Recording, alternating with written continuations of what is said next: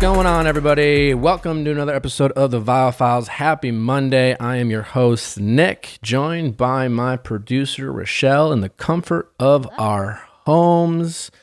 At least for this part. I mean, this episode of Ask Nick was previously recorded in our studios before quarantine times, but we are adjusting, trying to give you some current event introductions, if you will. How's your home, Rochelle? My home is good. You know, this is kind of funny. I have a male roommate, and I didn't know that. Oh yeah, he's my friend from college. He's also gay, but like he's the only man I've seen in so long, and I can't help myself. I've started to get a crush on. Like, I don't tell him, but I have a crush on him. Like, I've started. Like, we'll be watching TV at night, and I'll be like, oh, my God, like, he's so hot. And I've known him literally 10 years. This is what's happening. It's making us all go crazy. Is that what happens when people go to prison? Just kind of like, is that why? Just like, your options are limited. Seriously, your brain starts playing tricks on you. I was like, maybe we should just... It's kind of how The Bachelor works, you know? You just kind of, this is what you have, you know? I don't know. Eventually, yeah. You know... Eventually, you'll just eat what's in front of you. You get hungry enough, you know? What are you going to do? Yeah. Have you read, have you looked at any of Colton's books, his tour? You know, I saw that he said something about, like, how he was questioning his sexuality before he was The Bachelor. But I haven't read it yet. Have you? I started listening to it. I had tried to muscle through. Maybe I'm just not the target demo. He informs us that he prefers baths over showers, and his favorite drink is sangria. I don't know. I didn't get to the sexuality part, but I did get to the baths and sangria part. They really featured a lot of showers in The Bachelor, so that's actually kind of surprising. Yeah, I mean, like, I skimmed through it. Basically, spoiler alert, it opens with Colton saying, if you want to know I'm a virgin, you should read this book. And then it's a lot of, like, bachelor, blah, blah, blah, blah, blah. And then it ends with him telling you his virginity is none of your business. So, I mean... None of our business. It was a storyline that we all watched. I mean, it's like the whole title's about his virginity. He tells you to read to find out he was a virgin, then he tells you to fuck off at the end. Yeah. So, anyways, I don't know. No, I don't really. I mean, it seems a bit disingenuous, but I don't know. I've seen some of his interviews this week. I have more of an issue with some of his comments he's made about the show and his time on the show. I mean, I just don't like. I don't like it when. I find that sometimes people on the show, and Colton, he's had a pretty good run. Like, he never really got a bad at it. He's never had a bad experience. And I find that a lot of people on the show, when they have, it's the people usually have the best time in terms of like their edit. It's like most people on the show, it's like when they look good, they want all the credit. It's like, oh, it was me because I'm great and I'm like nice and perfect. And then when they look bad, they like to blame the show or the edit, you know? And, right. I mean, Colton's a fine guy, but I still think that most people are made to look better than they really are in general, like overall, than worse. Right.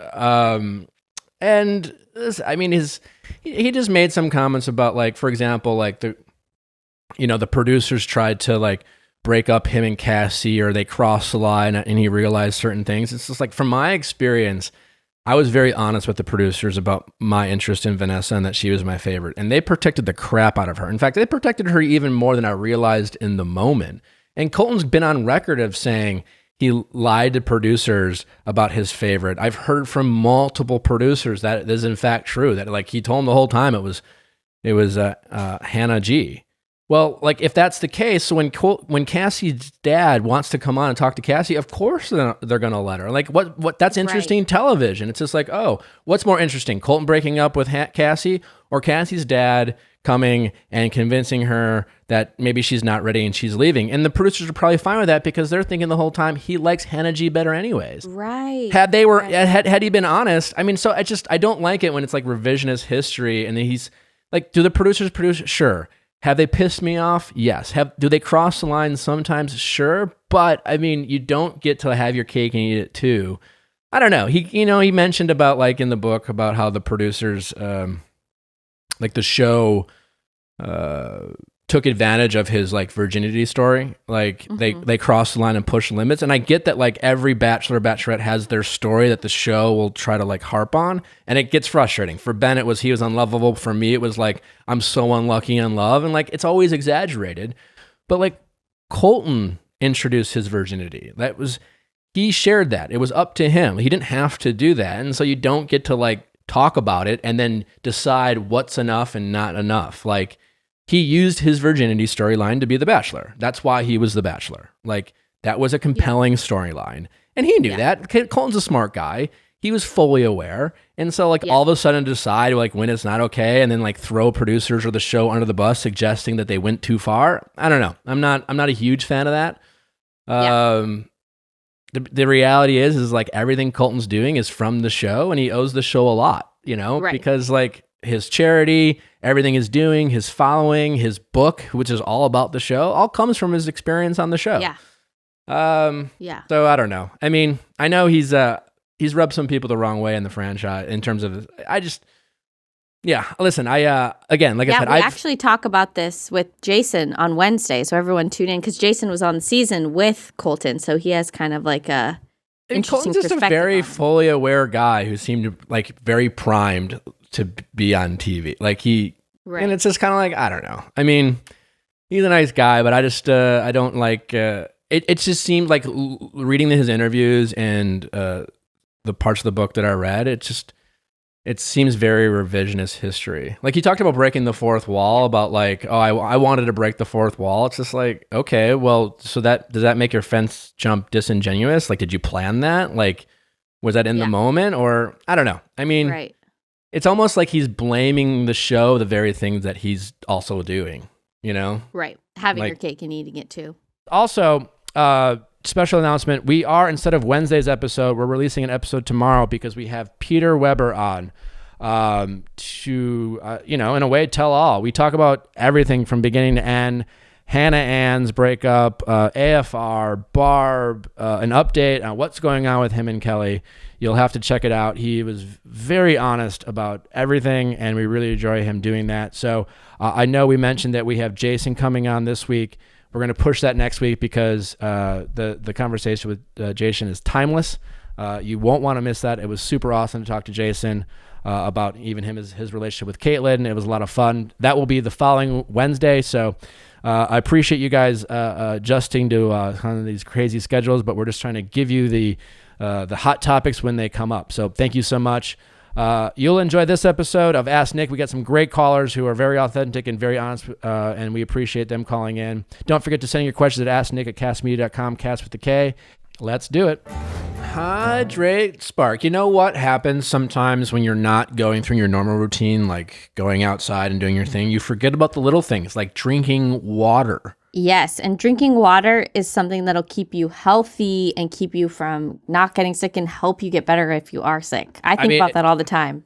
Truly. I mean, hydrating is one of the best things you can do for your overall health and well-being. Again, it's not going to stop you from, getting anything, but it certainly helps your immune system. And every doctor tells you when you are sick, drink a lot of fluids, specifically water. And Hydrate Spark has been very helpful to me to make sure that I'm constantly getting the H2O that my body needs, because it's a nice little water bottle and it lights up every time I need to do it.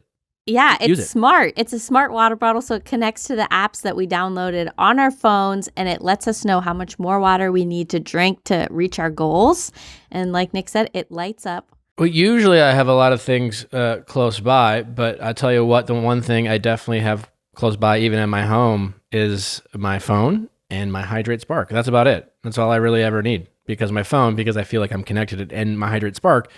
So one in each hand. So I don't dehydrate my body. I mean, I don't, what else could you possibly need? I would usually carry my wallet, but I'm not going anywhere. So that's sitting bedside. And now is the best time to order a Hydrate Spark smart water bottle for yourself. Go to hydratespark.com/VIAL to get 20% off your first order. Hydrate is spelled with an I, so that's HIDRATE, spark.com/VIALL. Again, that's hydratespark.com/VIALL for 20% off your first order. Stay hydrated, people. hydratespark.com/VIALL. In these times that we're in, we can't thank our healthcare workers enough. People like Rochelle's mom, a bunch of people you've never met. They're doing great and brave work. It's not too much to call them heroes. And I'll tell you what, when they're working hard, it's also nice to know that they're comfortable and look great. Isn't that right, Rochelle? Yeah. Especially right now, a lot of doctors are working super long shifts, and a nurse can walk about 5 miles per shift. And what I did, I bought my mom figs and I gave them to her. And she thinks of me every time she wears them when she's going into the hospital. And she feels like so much better than wearing those scratchy scrubs that the hospital gives her. And all of her nurses compliment her on it. And because I feel very helpless right now, like there's not a lot I can do to like help her and protect her. Like that's one thing I can do to let her know I'm thinking about her and that I want her, to be safe. Totally. I mean, I tell you what, if you know a healthcare worker in your life, give them the gift of figs. They will certainly appreciate them. Added bonus, if you want them for yourself, I wear them around the house, and they're super stylish, and they're fun. Yeah, you have really cute joggers. I like them. I love them. So, like we said, is there a doctor in your house, or a vet tech, or a radiologist, or any other awesome human in the medical industry? And even if you don't work in the medical industry, you definitely know someone that does, and you should tell them about or gift them some figs. That's right. Listeners of the Viall Files are getting 15% off for a limited time. So go to wearfigs.com. That is WEARFIGS.com and enter code VIALL15 at checkout. That's VIALL15 at checkout.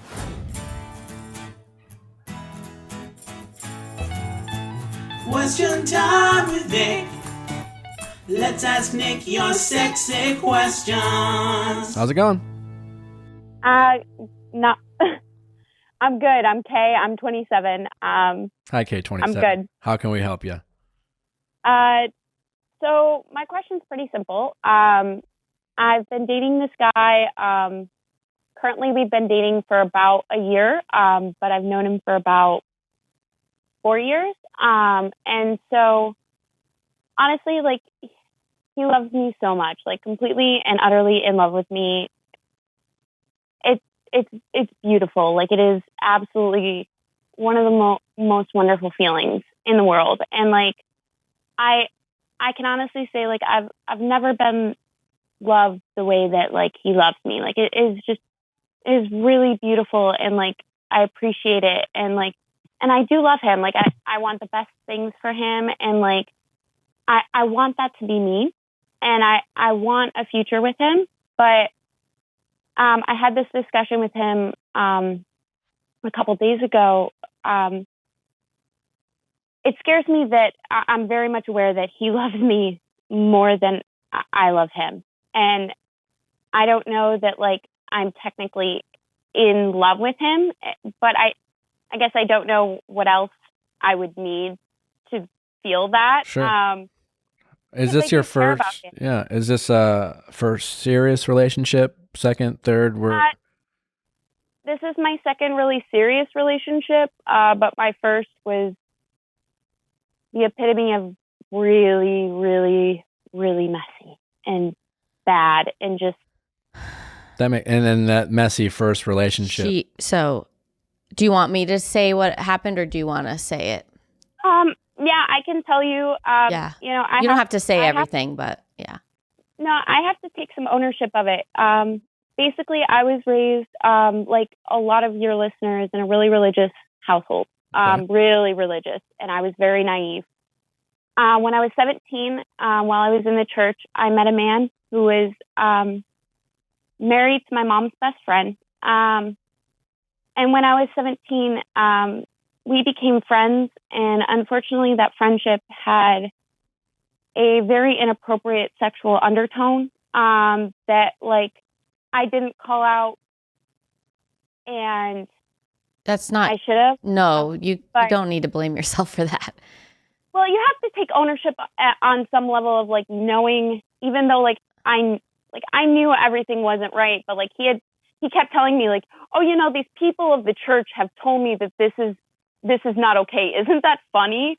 And, once in my life, I wish somebody had sat down and said, hey, are you okay? Like, maybe this isn't the best relationship, but they all seem to talk to him and no one really seemed to talk to me. But that's beside the point. So we kept talking for a long time, and I went to college and kind of started really exploring my sexuality. And while doing this, kept talking to him, and he was really encouraging a lot of this activity. It was really unhealthy. And by the time I was 21, dating him it seemed inevitable. He was so much a part of who I was and who I had defined myself to be. And he had a lot of say in who I developed to be and who I was surrounding myself with. How old was he at the time? When I met him, he was 26. So he was 9 years older than me. So by the time we dated, he was 30. Okay. But you were 17 when this started, so you were a minor. Yeah, I'd never been kissed. I was so... Yeah. God, I was so naive. My first introduction to the world of sex was through him. It was. And so that's then really it ended. fucked up. It ended. Yeah. I mean, I think Rochelle's right. I mean, you were literally a minor, and there's some manipulation going on there, and there's a lot going on there. But yeah, I wouldn't beat yourself up too much about it. Have you talked to anyone outside of your church and family, like a professional, about that experience? My current friends kind of know about it, and I did a therapy stint. So I've sort of discussed it with people, but I'm sure I probably need to have a good heart to heart about somebody but I don't know, I guess it's hard to find somebody who actually can relate to that situation, because it's... Yeah, that's true. But that's why I wouldn't necessarily go to friends for that. It might be someone, and again, it doesn't mean I don't know what happened, and we don't need you to get into specifics, but it sounds like it was certainly an inappropriate relationship, certainly when you were 17. And then, like you said, the fact that it carried over, you weren't, by the time you started dating, you were an adult. Yeah. But I was 21 by the time we dated. So that could have been fine had you met then and, 3 years later, but because of the way you met, I mean, I don't know. Again, I'm not a professional in that regard, but it would make sense why you might want to discuss that experience with someone who is a professional and might help you explore some feelings you have about that, good or bad. I don't know. Because it would, I guess what I'm saying is because it wouldn't surprise me that is carrying over into your relationships now. Listen, you're not the first person who feels a lot of love from someone and doesn't feel it back. That's normal. Yeah. You don't have to have a unique experience that you had for, it doesn't mean anything's wrong with you because someone loved you a ton and you don't necessarily know if you reciprocate their feelings. So I'm not suggesting that, but given how unique that experience was, I would encourage you to maybe talk to someone, because I'm getting a sense that you would like to talk to someone and like to talk to people that, as you even said, that could relate to that experience, because it's so hard to do that. You feel like you might not have someone to talk to, so you bottle it up. So that's where getting professional help, and not even help, but just, not to make you feel judged, but just talking to someone who is a safe place that's very private, where you wouldn't feel judged and might get some professional feedback, and just, again, it just helps you navigate your feelings, and navigate your perspective on the situation. There might be a lot of things, and like you even said, he almost helped mold your whole sexual, he had too much input on. Yeah. Because you said you feel like you're missing the lust factor. She wrote that in her email, so that could have something to do. So again, it's just, I hope I'm choosing my words carefully here. I don't want you, just because you have this current situation doesn't mean it's because of the past situation. We don't know. I'm simply saying I would encourage you, because of that unique experience, to not be afraid to talk to a professional without feeling judged. As far as your current situation, it's not that uncommon for someone in your shoes to have someone be really outwardly open about their feelings for you. And especially if you don't know for a fact that you feel the same way, that can be intimidating, for anyone. It's just like, man, I like you, but man, you really love me. And that's a lot of pressure. I feel that. I get that way. It's just like, okay, well, I'm not that great. I can assure you. So that's pretty normal. Let me ask you this. Have you talked to him about that? Yeah, we had this long discussion, and there were a lot of tears on both of our parts, because I think I know it broke his heart a little bit to hear that. That sucks, And how old is this guy? And it broke my heart to say it, because it's I don't want to be the one hurting him. I care so much about him. In fairness, though, to this new guy, you didn't break up with him. You didn't say you didn't feel anything for him. And it would be a little bit emotionally immature of him to act like it's the end of the world just because he hears that, right? He needs to, how old is this new guy? He's 30. Okay, so he's 3 years older than me. He cried because you told him about your history, or because you said you didn't love him? No. We were crying together because I was struggling with this, and he saw me struggling, and have you told him about what happened to you? Oh yeah. Oh, he good. met me right after my breakup, and he knows absolutely That's everything. Great. And that's good. That's fine. I guess just trying to separate your first relationship. Mm-hmm. At the same time, he is a 30-year-old guy, right? So you seem great, and I get why someone would really fall in love with you, but he needs to kind of be emotionally mature to say there's nothing wrong with what you did. You know what I'm saying? I don't feel like you need to feel guilty by being open and honest with him, that saying, I'm not quite there yet, but I'm open to exploring it. If he reacts in such a way where he's crying and acting like it's the end of the world, that's not as emotionally mature as he could be.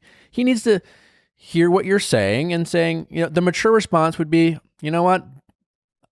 I mean, obviously, I wish you felt exactly how I feel at exactly the time I feel it, but that's also not realistic. But I mean, I'm glad that you like me, and I'm glad, are you open to hanging out? Because him applying more pressure is only going to push you away. They have plans to move in together after she graduates law school. Yeah, I would maybe.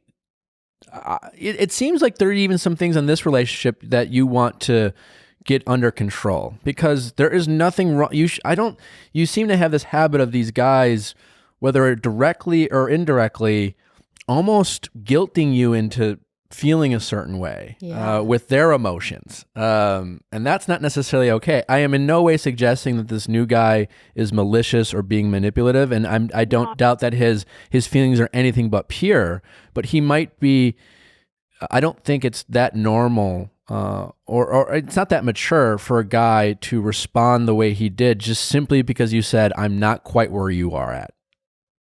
That's a normal feeling, and you have the right to feel that way. I think the hard part is that, I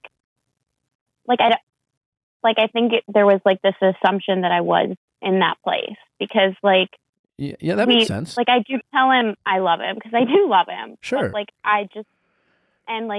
but there's something there that you he acts a certain way, and loves you with such intensity that there's something there that's making you inside feel and that's okay. That's what I'm saying, is that's okay for you to feel that way. Mm-hmm. It's okay for him to be disappointed that you were honest with him. It's not okay for him to not be in control of those emotions and then process those emotions in a emotionally mature way. And that is, okay, well, it's not the end of the world, because feelings can evolve. He got there faster than you did. And responding in a way that makes you feel guilt or hurt because you feel like you're hurting him is not a healthy way to get you to the place that he hopes that you get to, right? And I'm slightly worried on your part that you are going to feel like this burden to get to a place that he wants you to be. And I don't think if you ever get to that place, you don't want it to be for any other reason than that's where your heart wanted to go, and not because that's where his heart wanted you to go. Does that make sense? Yeah. And I think that's a really important distinction for you because, again, regardless of your past relationship or not, you don't want to be guilted into feeling a certain way, because as I'm assuming you are learning that like your heart's going to feel what your heart's going to feel. And over time, you can only lie to yourself for so long. And I'm not saying that, again, that's what's going on here, but if there's any part of you that is doing this to make him feel better, to not hurt his feelings so that he doesn't cry, eventually you'll get to a place where like, I can't do this anymore because this is not what my heart needs. And you need to get your heart fulfilled based off of your own needs. And so you need to be with someone who can hear what you're expressing, and instead of reacting over emotionally and crying and making you feel guilty and crying, that he just says, okay, well, I'm just glad you're here, and I just love being around you, and I don't want to make you feel too much pressure by saying I love you, but I do, and let's just spend time together, and who knows what you might feel if all that pressure was removed from you. But it sounds like you feel a lot of pressure, and that's not healthy, even though it seems to be masked as beautiful and romantic. Love, yeah. Does that make sense? It does. I guess I just feel responsible because like, yeah, I know. Part of me feels like I had led him on in some way. Even if you did. Because like I do love him. Like I just don't know that like I'm of course in love, and like it's so confusing because like I do love him, and like I want to tell him that like I care about you, I love you, like, but like saying those things like obviously that's going to sound just the same as like I'm romantically in love with you, and like I get it, and you seem to have a really kind heart, and you seem to be a very empathetic person who's very worried about other people's feelings that are in your life, and that's a beautiful thing. But like sometimes you can get yourself in trouble by being too much, and it's easy, especially when it comes to romantic relationships of love, it's easy for the people who are hurt to throw things back in other people's faces, right? People get led on all the time in relationships, and it doesn't mean they're being malicious, right? Because feelings do change, that's unfortunate, right?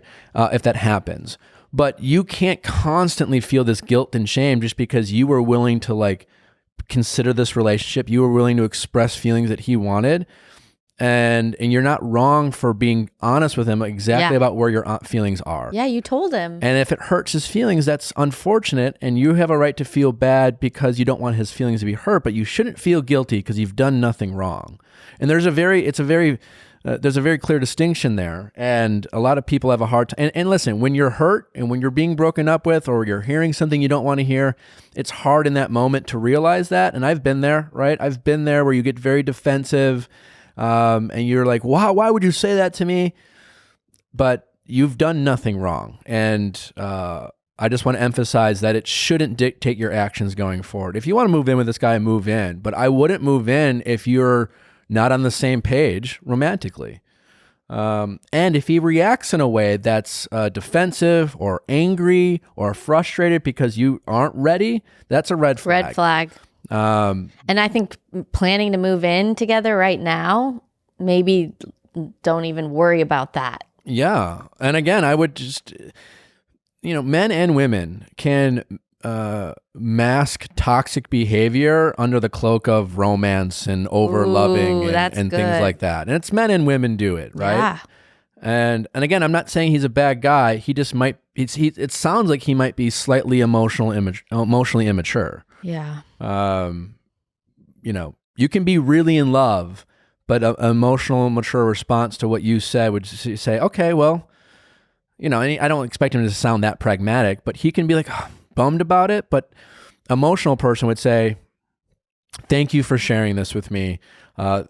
This will only help us maybe get to that point. But like, I am glad I know that we're on the same page, but like, it means a lot that you care about me and that you obviously want me to know. And like, that's an emotional response that maybe not in the moment he would express because like, he's only human, but over time he should be able to express that and at least see that. And if he doesn't, then he's not because you're kind of describing young love, like a 19, 20-year-old response to like feeling love for the first time.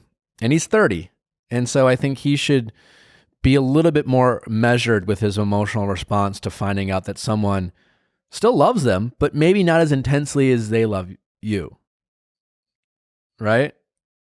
Yeah. And Don't feel guilty. you really need to not feel guilty. Yeah. And there might be a pattern here. I don't know. Again, I'm not a professional, and I would encourage you to maybe seek one out to address maybe some things going on in your first relationship and how that may or may not be playing into your the guys you might be finding yourself with, or just how you respond to relationships.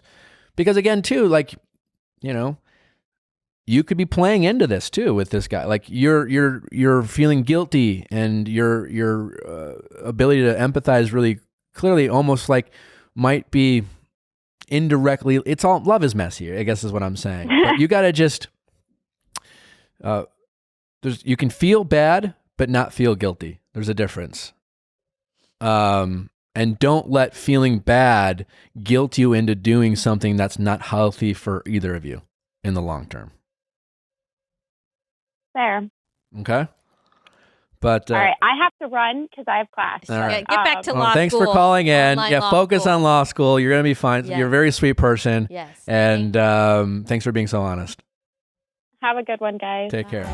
Ship Station. Hard to say, easy to use. I'll tell you what. Now is a great time to try to find ways to work from your home and bring some added revenue. And if you're going to do that, you're going to have to ship things, right? And so I'll tell you what, I've talked about this all the time. We use ShipStation every day with Natural Habits to fulfill all of our orders.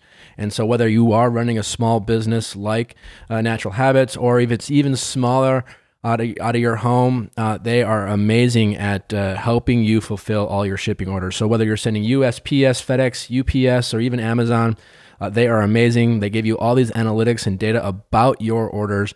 It's absolutely amazing for customer service and tracking. You get a historical data on things you shipped. And I'll tell you what, if you are running a business and you have like an e-commerce business, you're doing things out of your home, shipping is obviously a huge part of it, both from a cost standpoint and then from a customer service standpoint. So I can't recommend it enough. And right now, Viall listeners can try ShipStation absolutely free for 60 days when you use offer code VIALL. Make sure your business is ready to meet the demands of the delivery culture. And now more than ever, get started at ShipStation.com. Click on the microphone at the top of the homepage and type in VIALL. That's ShipStation.com. Then enter offer code VIALL. ShipStation.com. Make ship happen. Embark was still my favorite in terms of fascinating things that we're doing with technology these days. If you love your furry friends, and I do mean your dog, no better thing to learn more about your dog and get a DNA test kit to find out what breed they are, how old they are, do they have any health concerns. We always talk about how it's great to adopt a pet, and sometimes when you do, there's a lack of information about your dog. Yeah, have you noticed a lot of people are adopting right now, and they're fostering because you have time to like take care of a dog. Yeah, great time to do that. But you do want to get information about them. And if nothing else, it's a great conversation starter. It's fun. So our executive producer, Dustin, did this with his dog, Bubby, found out purebred beagle. He had no idea, and found out that he's super old, unfortunately. But he was able to give all that information to the vet, and it helped the vet care for the dog. So right now, Embark has an exclusive offer you can't get anywhere else. Go to embarkvet.com now and use promo code VIALL to save 15% off your dog DNA test kit. Visit embarkvet.com and use promo code VIALL to save. How's it going? Hi, I'm Amber. I'm 23. Hi, Amber, 23. How can we help?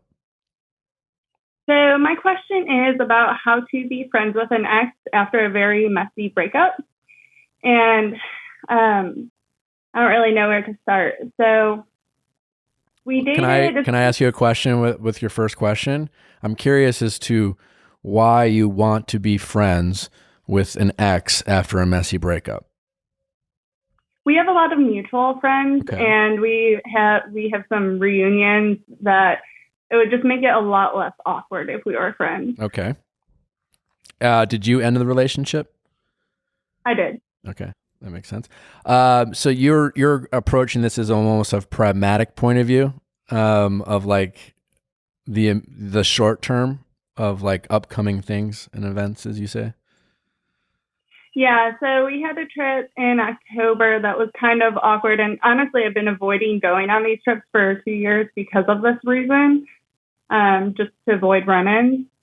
Mm-hmm. And we have some upcoming trips planned that I'd like to finally just like get this over with. When you say trips, what do you mean? Oh, I live out of state now, so it was trips to my college town, where all of our mutual friends are, but we don't live in the state anymore, so that's why it's like a big travel thing. So when you say trips, like you guys went to college together, you dated then, you had a bunch of mutual friends, and you have some trips to go back to that area where all your friends, including him, would hang out? Right. Okay. Okay. And then, and then the relationship, like, you ended it, he didn't want to, and he's been trying to get back together? At first, so I handle breakups by just like completely cutting people off. Okay. And so he never really had the opportunity to like pursue getting back together, but Good for you. Thanks, Rochelle. But via other friends and social media, I can see like over the course of the like last few years, like he's still not over it, or at least that's how it seems. Because why would you still be talking about it online? If He's still talking about it online? Yeah, like tweeting about you or something, or what? Tweeting, and I think I called this out in my email, but on Instagram, he would go back and like edit captions and things like that. So like if I were to go look back at them, which obviously I do because I know this information, it says something different. Like most recently, he changed the caption to say like, "Oh, I don't blame you at all," or "If you find yourself back here," and then there's like some kind of weird message. Oh, like a hidden message for you? He's being cryptic. Yeah. Yeah. And he's hoping she reads into it, and she is reading into it. Perfect storm. Yeah. I guess my advice is, listen, this stuff happens. Is he like your first love? No, not for me. For him? Probably. Just out of curiosity, why are you going back and looking? Like, why are you investing this time to update yourself on whether he is or isn't over it? I think because I know that it's still happening, or like at least it was. So like when I'm bored, it's like, okay, is it still happening? It's sad. I know. Well, and she said he wrote songs about her. Okay, but is he saying anything that's offensive to you or cruel? He's just being cryptic, right? That you just kind of know it's about you. Lately, yeah. At first, it was kind of like on Twitter, especially calling me out, and to my friends, like there was no one else that it could have been about in that immediate. But so that's why I say. But big really picture wise, he's not like going on social media and saying, "You are a terrible bitch," you know, like, right? He's not like and sharing intimate stories about your relationship. Well, immediately after, there was a little bit of that. Not like he wasn't calling me a bitch, but he was like making really mean poems about me, or like. Sure, but what about now? Now it's a lot more cryptic and a lot less frequent. Yeah. So, I mean, listen, he needs to get over it, and it's not that healthy of him to keep doing that. But as far as you're concerned, I don't think you need to be. I think it'd be best for you to just focus your energy on not worrying about whether he is or isn't over it. It's not your problem anymore. You know what I'm saying? And in a weird way, he is winning this little battle of keeping you close. He's doing enough, even this cryptic things, to know that like you're wondering why he's doing this. And then you are assuming, and maybe rightfully so, that it's about you. And that's taking up real estate in your brain, right? I mean, you broke up a couple years ago, right? Yeah, but then how do I get over the anxiety of going like to our college town and hang out with our friends? You just go. I mean, you are creating this anxiety by looking him up on online and reading his cryptic messages. I mean, you are playing into it a little bit.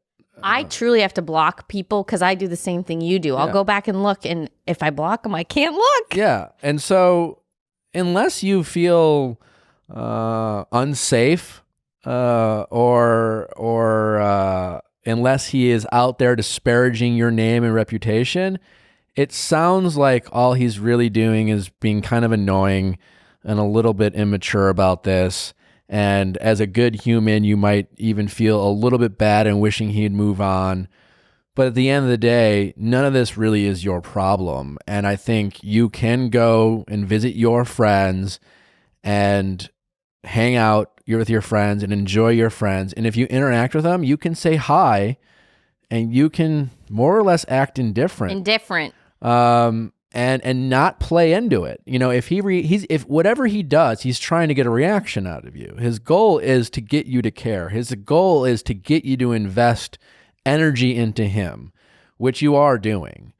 And so you don't want to be friends with this guy. What you're trying to do is get to a place where you can have you can get along, right? And there's a difference between getting along and being friends. Yes.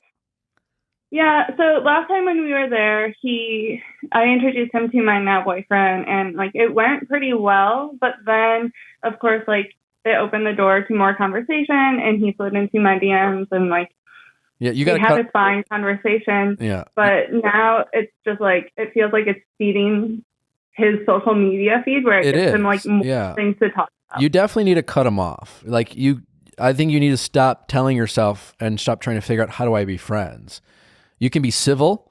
Running into him should be like running into your math teacher from 5th grade. Yeah, or your professor. You're like, oh, hey, good to see you. You doing great? Oh, awesome, fine, bye. Like, honestly, he's not your friend. He's an ex-boyfriend, right? And he might be like, oh, she's cold and what a bitch or whatever. And if he does that, he's immature. But like, it's going to help him in the long run, and it's going to help you in general. And you have a boyfriend now, and it's like listen, these are all normal games we've all played when breakups. Oh yeah, no judgment, but you are feeding into this. It's a little bit of drama that you probably say you hate, but you deep down don't hate as much as you say you do. I've been there. And it keeps, as far as he's concerned, it keeps you around. As long as you keep doing this, even if he doesn't know you're reading it, it just keeps you around. It keeps you that's where he wants you, around somehow, some sort of connection. You know, we don't really break up until we like stop doing this shit. He's not over it. You're right. And technically you're not totally over it either. Ooh, I knew you were going to say that. I don't like that. And it doesn't, I'm not saying that doesn't mean you want to get back together with them. It's okay, yeah. You're just not over the relationship. Feelings, yeah. You're not indifferent about it. Right. And you could be like, hey man, like I am sorry and whatever, but like you've said you're sorry. I'm sure you've had your conversations. It's been 2 years. You're in a new relationship. He needs to move on. And you acting it. Go ahead. That one conversation we had after, like 2 years later, that like we never actually talked about like what happened. You broke up. And yeah, but he still said that like he wants to have another conversation. So I don't know if we should do that. No. It's been 2 years. There's nothing. He just wants to talk to you. He likes you. I get his. And interestingly enough, I'm not saying it's right, but I get his motive. Me too. I've been there. You know, his motive is, I just want you any way I can have you. Yes. We can talk about why you hate me. We can talk, I just want you in my life somehow. I'm not Ross and Rachel. I'm not ready to say goodbye. I don't quite understand your motivation. I mean, I do in a sense because I've been there too, because you maybe care about him, but you have to let go. You have to be the strong one.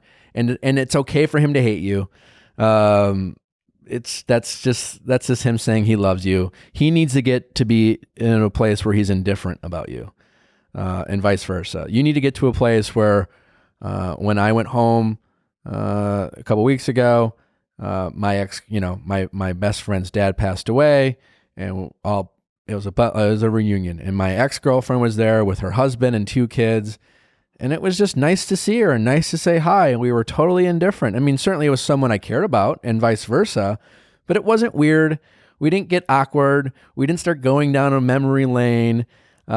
We just hugged and said, it was nice to see you. And I asked about her kids and I talked to her husband. It was totally normal, right? And that's the place that you need to get with him. And that probably will require some significant time apart without any contact whatsoever. I feel like 2 years is a significant amount of time. Sure. Is that not true? Yes, but you two, and I say you two because you've played a part in this, have been playing this game where there's never really been any consistent, like, no contact whatsoever. Even if it's these cryptic messages that you go and read and he keeps putting out there, you guys are both doing things to, like, keep this drama between you going on. And you're both doing it. You know? You're playing into his games. And there's something that's not allowing you to stop. And I'm not saying that means you want to get back together with him. It's just sometimes it's nice to know he still likes you. There's sometimes it's know that you like to be wanted. Yeah. He meant something to you. Something. But you do have, if you really want it to stop, then you need to stop it. Because right now you're playing into it. Now's not the time to be friends, right? Yeah, it's not the time to be friends. I just don't know what the happy medium is. Like, right now there is no. Ignore him, that's the thing. or I have a conversation. I don't know. Yeah, well, that's the thing is right now in the short term, there's no happy medium. You have to stop. You have to stop interacting with him. If you go on your trip, but if you run into him and if it's going to be inevitable, keep your distance. Don't engage. Don't. It's insane for him to try to pull you aside and say, can we talk about our breakup 2 years ago? That's insanity. It's insane. It's been 2 years. I don't even know what I would say. You should say no. Yeah. And walk away. Yeah. And if he calls you names and hates you for it, that's okay. He needs to hate you for it right now. You're doing it for him. You're doing it for him. Yeah. But you guys are playing this game that so many of us have played before, and we just have a hard time of completely letting go to a relationship. We hold on to that drama for whatever reason, you know. But that's what you're doing. And said in love. Yeah. Said with understanding, not judgment. Totally. I've done it. Yeah, we've all done it. Yeah. I've done it multiple times. So don't feel bad. I've been on both sides. I've been him. I've been you. What? I still feel like in some way it might help, but okay. Well, you're not going to listen. It's not going to help. It won't. Unless you want to get back together. Unless you want to get back together, it's not going to help. If you want to be with him, then fine. But if you don't, it will not help him.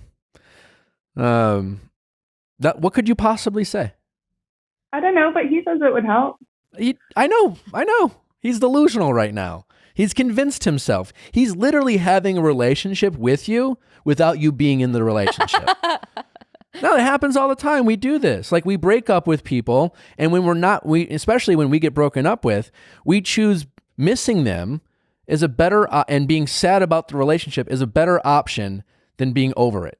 Because if we miss them, at least we still have them in our lives. Mm-hmm. When we're still reading the love letters that they wrote us when they used to like us, as painful as it is, it feels close. When we watch movies that we used to watch together, it's fucked up, but we all do this, and we do it because we're not ready to let go, right? But until we actually force ourselves to let go, we'll never actually get over it. That's why it's like you love to hurt so good, you know? Like you embrace the pain because the pain's better than not feeling anything about them, and it's just scary to let them go.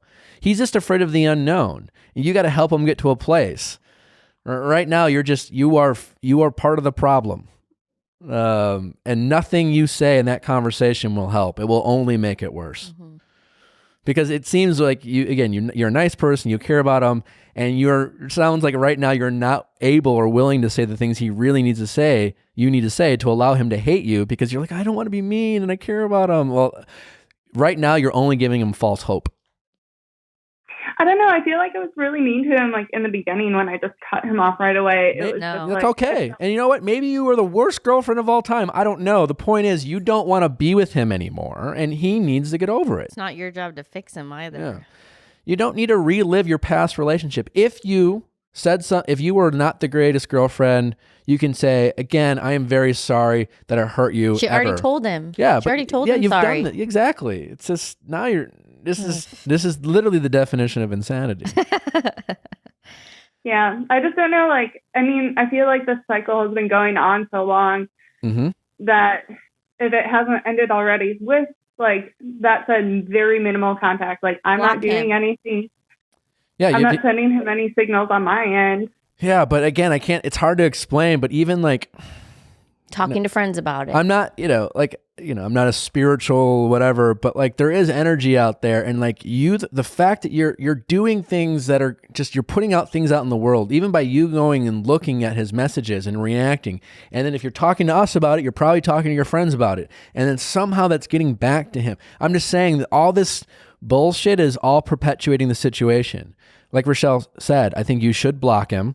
Stop yourself from looking. Never talk about him. Never talk about him to your friends. You need to cut him off from your life, whether you know if he is or if this information is or isn't getting back to him. You just need to act that way. Tell your friends you don't want to hear updates on. You don't want to hear updates. If you happen to run into him, you got to have to be a little cold. Cordial, but cold. Cold. And eventually he'll move on because he'll have to. Bless. As he should. Okay, that feels actionable. Actionable There you steps. Smart goals. But yes, you cut him off. You like the drama more than you want to admit. Romance. So you got to stop. It's on you. Okay. All right. Thank you for calling in. Bye. Hard to hear, but good. I'm worried about you because I feel like you're really not going to do this. But step one is admitting you have the problem. You seem to be open to that. Yeah. But it's and again, no judgment. I've been on both sides. But this won't stop until you stop it. You gotta be okay with him hating you and you not caring.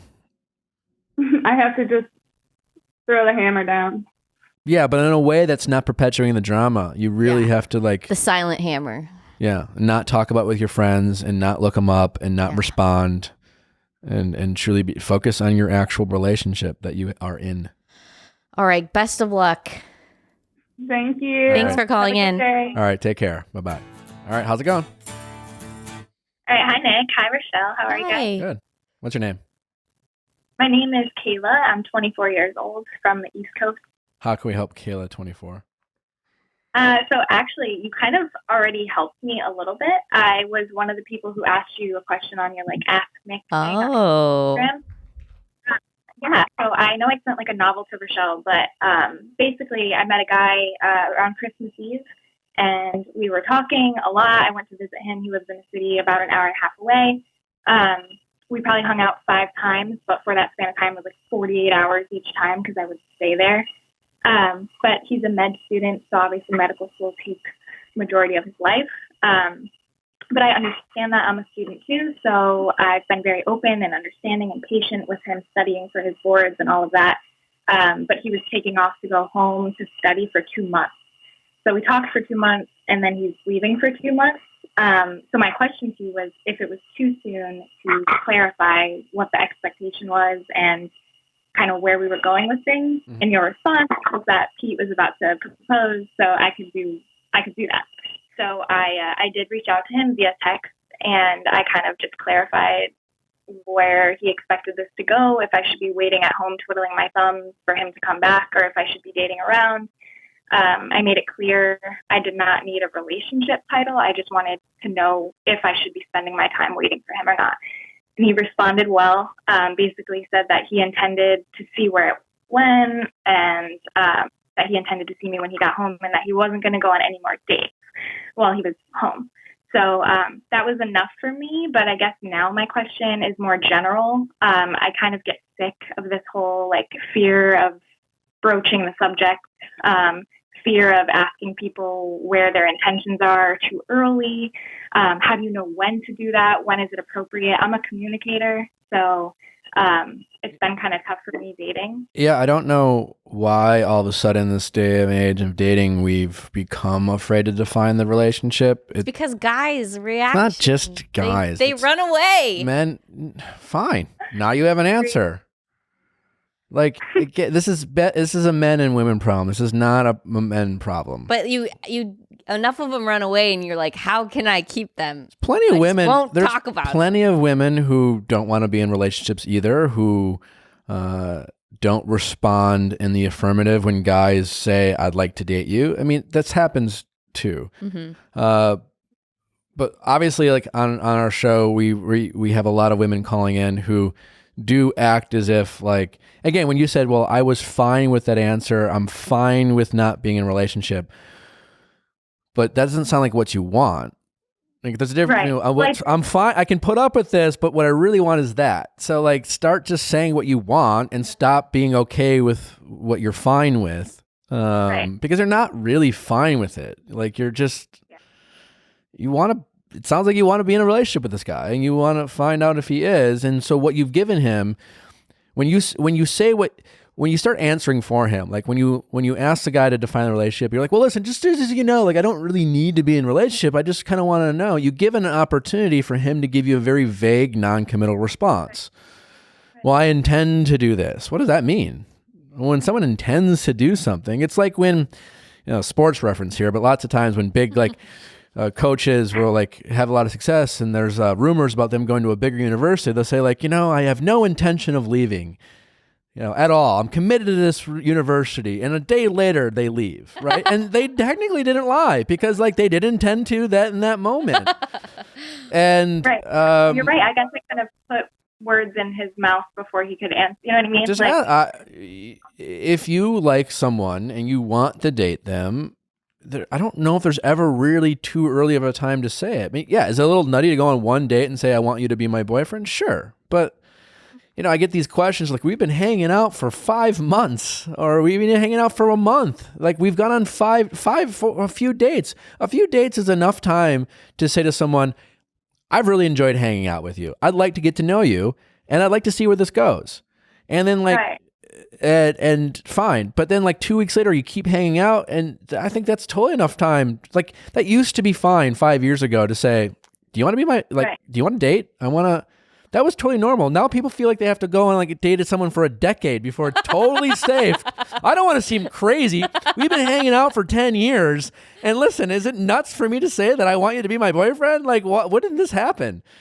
Right. It's frustrating. And I'm a communicator again, so I'm fine broaching the subject. Yeah, you're not as much of a communicator as you say you are, but, like, a communicator would say, I would like you to be my boyfriend.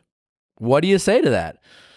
Right. You're being vague. I listen to your podcast all the time, and I tried to, like, take the advice. It's hard.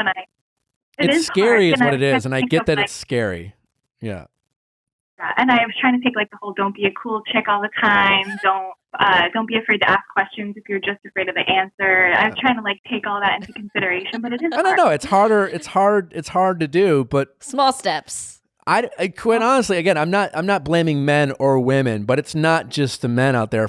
At some point, women just stopped asking. Like, it was okay to ask not too long ago, and all of a sudden, like, girls wanted to just be like, well, I'm cool. I don't need, like, you can be an independent woman and say you want a boyfriend.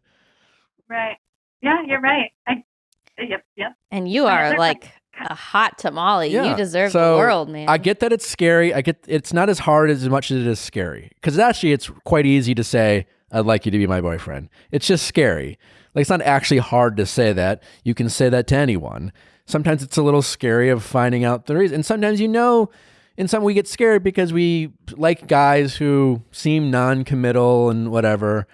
And there's, like, I would usually say if a guy really likes you, you'll know. But sometimes if you let a guy, have his cake and eat it too, he will definitely try to have his cake and eat it too. And it's usually you'll get the answer you want when you are the one unique woman who's saying, this is what I want. Welcome to give it to me. If not, that's also fine. You don't pine for it. You don't beg. You don't seem needy. You just state what you want. And stating what you want is very attractive to a lot of guys. yeah, it's like walking a fine line. And then the other issue I've been having is trying to respect that, you know, if someone is as dedicated to something as they are to med school or whatever it is, their job, That's an excuse. whatever, making sure that like I'm not trying to be priority number one, but I'd like to be a priority. Busy people make time for a lot of things. Yeah, because that you can be you can be boyfriend and girlfriend and date. You don't have to spend every waking moment together. I think that's just offering up a potential excuse. That's what I was fearful of, and that being an excuse because I think I've been very understanding and flexible. If that's what they say, though, it might be an excuse, but it's also an answer. Hey, I really like you. I'd like to be my boyfriend. Oh, really? Well, actually, I'm just like busy with med school, and we can keep hanging out. That's an answer. Right. Exactly. The answer is, whether that's sincere or not, he doesn't want to be in a relationship with you. Right. And that also means it probably isn't going to change. Exactly. And that was like a 2-month gap where, and so far, you know, he calls me every day. We remained in contact. We would be quarantined anyway. So, yeah. But I definitely. It's funny because in that moment, a lot of people think, well, okay, fine, I'll just keep hanging out, keep sleeping together, and eventually he'll. Yeah. No, it probably won't change. Not how it works. Not hanging out with him and saying, that's fine, I get it, you're busy, but I want to, I'm like, spending time with you, because I don't have a lot of time, is also going to stop me from meeting someone else who might want to be in a relationship with me. Right. And that is the only way that he might go, well, when you say it like that, I don't want another guy to date you. So maybe if my option is to, then they'll change their mind. But no one seems to be doing that. Yeah. Yeah, All right, I've Kayla. said no to a few guys while talking to him because I do like it. Yeah. So tell him. And don't be afraid to walk away, and don't be afraid to remind him that totally fine, you respect his decision and you respect his busy schedule, but because your time is also limited, you want to invest that in men who are willing to make you a priority on some level. You don't want to invest your time in a guy who's open to figuring it out over the course of a decade. Right. Yeah, no, I'm good. I mean, I know I'm young, but if I like somebody, I like them. There you go. And don't be ashamed of that. Yeah, no, I won't be. And I listen to you guys every day. You help me every day. I'm listening in the car. I gotta make a mental note of that advice. Well, thank you very much. You're gonna be great. All right. Stay safe. Thanks for calling. Bye. All right. Bye-bye. Bye. Just tell them. Yeah. You like them. Yeah. Loving the time of quarantine. Loving the time of quarantine. Are the rules changing? We have yet to find out. I think more people are going to be more non-committal. Really? I don't know. Who knows? How's it going? Hey. Hey, what's your name? How are you guys? Good. My name's Allie. I'm 21. Hi, Allie, 21. How can we help? So I am a bisexual woman, and up until I was about 18 years old, I only dated men. But my past few relationships have only been with women. Lately, I kind of feel like I want to start dating men again, but I'm not really sure how or when to bring up my sexuality because I don't want, the person that I'm seeing to be confused or feel threatened or anything like that. Mm-hmm. So I guess basically just, as a straight man, how do you think you would best receive that kind of information? Well, I think there's unfortunately I don't think that answer is black and white, right? I'm older. I grew up my answer, my reaction, going on a date with a woman who's bisexual,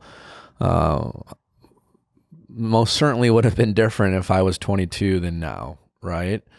Also, right. It's a different time, right? We've become, as a society, more progressive and aware and less ignorant about this topic. But nevertheless, there's still probably a lot of room for this. So I think it just it's funny because I've had this conversation with some friends, women friends who are bisexual, and for me, if you're going to ask my opinion, right?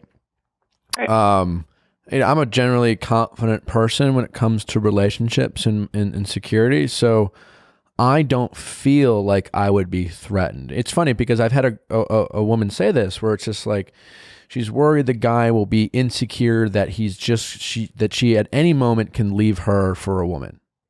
Right? Right. Is that a fear? So scary. Is that a fear? Yeah. And to which I replied, I mean, I guess I get it, but that doesn't make too much sense because if I'm dating a girl, whether she's bisexual or not, by your argument to suggest that, you know, she could already leave me for any guy, you know, and how many billions of men are there in this world? So like what, because we're now including another gender, like at any given moment, like does that really increase the odds? There's still a lot of people that she could leave me for if we're just like saying, well, I'm worried because there's more people that she could like. You know what I'm saying? Like, no, yeah, totally. If it's just about like, it's just as basic as that, because, you know, people leave people by it not working out. I mean, you could say like, oh, well, like if she's a bisexual, I guess like does she, you know, like in a crew, like, well, I want a guy, but now I feel like dating a woman this time, and I'm not a bisexual. I don't think is it that trivial where like you get a sense of wanting the touch or feeling or the emotional connection of a woman as a guy? Isn't it just more people, right? Well, I feel like bisexuality just kind of ebbs and flows, and I think there's a lot of like misconceptions around it. Like just at any moment, I'm like flipping a switch from only liking men to only liking women. Yeah. I guess I know that like the person I find will like obviously accept my sexuality, but I mean, I know it can still be kind of intimidating to some people. Yeah, and you're right. I think that's a good perspective to have, is like, and I agree, the right person will make you feel like you will feel a connection to whoever that is, man or woman, that they make you feel not judged, and they don't look at, you know, like I talk about my dating life, how, you know, I've had these unique experiences. Certainly it has nothing to do with my sexuality, but like sometimes I feel like I have to explain myself a lot to people. When you do that, it's kind of like, it gets exhausting and you're just like, and when I don't have to explain myself to people, I feel an immediate connection to, right? And I'm sure in some degree, very different topic, but you're going to feel that connection when someone's just like, cool, you know? And they might have a few questions, but their questions you don't ever feel judged. Like, oh, if I say something wrong, are you going to think of me differently? I go on dates like that all the time, where it's just like, okay, you know, ask me your questions. And if I feel like I have to give a certain answer that they might think differently, like I get a high off of that because I like the challenge, but then I realize, I don't really like this vibe, so to speak, right?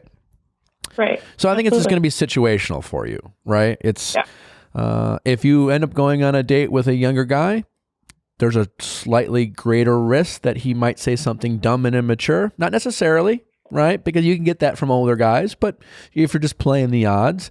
And I don't think you should be, I think that you shouldn't be afraid of it, you know? You should own it. I don't think it's nothing, I don't think you owe them this information sooner than you feel compelled to give it. You know what I'm saying? Like, yeah, I just don't want it to seem like I'm keeping secrets. Yeah. You know, because it is. I think she should tell people. That's entirely up to her. I don't agree. Really? I don't agree with the premise that you owe this information to anyone at a certain time. Okay. I don't. Okay. That's interesting. Because in Love is Blind, I know you don't watch Love is Blind, but the guy. Yeah, I saw it. I know what you're talking about. Oh.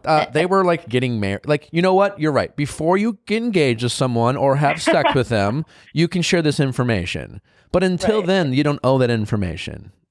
Like, if you're deciding to maybe get engaged after 4 hours of conversation with someone, you should probably tell them, right? If before you have sex, before you're intimate with someone, that might be something to tell them, right? I think that makes sense. Like we live in a society that we want to, not that you have a higher rate of STDs, but like when you're going to be intimate with someone, I think, yes, it's okay for someone to ask about their sexual lifestyle if you're going to, exchange bodily fluids. Fair enough.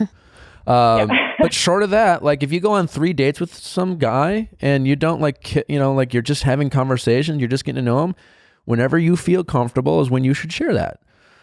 and keeping in mind to like they might react differently. If some guys, well, why didn't you tell me right away? It's like I personally think your right guy will be like, oh, well, thanks for sharing. I didn't, doesn't really change much, but cool, neat. If a guy absolutely. freaks out because on the 4th date you told him, and he's like, why didn't you fucking tell me on the first date? And I feel like you lied to me. Like, he's not your guy. He's just not. Absolutely. No, you're completely right. And so, I get why you might feel these insecurities about it, but I would. I would just feel confident in the fact that this is in a way maybe a useful measuring tool of not getting yourself in a situation with someone who's not your person. Because sometimes that's the hard part about dating, right? We invest 6 to 12 months or 18 months or 3 years with someone who ends up kind of being an asshole. And we would have loved to figure that out earlier on. So now you have this like thing about like this information that is harder for people to understand, but it shouldn't be. And their ability to like process this information and not make you feel judged is a great barometer.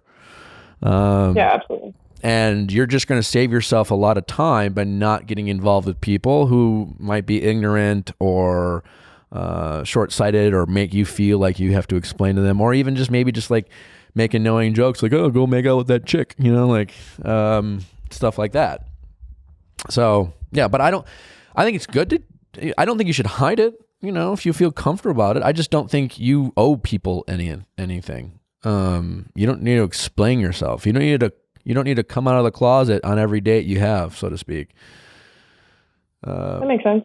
I agree. So yeah, that's my 2 cents. Maybe people will disagree, but yeah. No, thank you.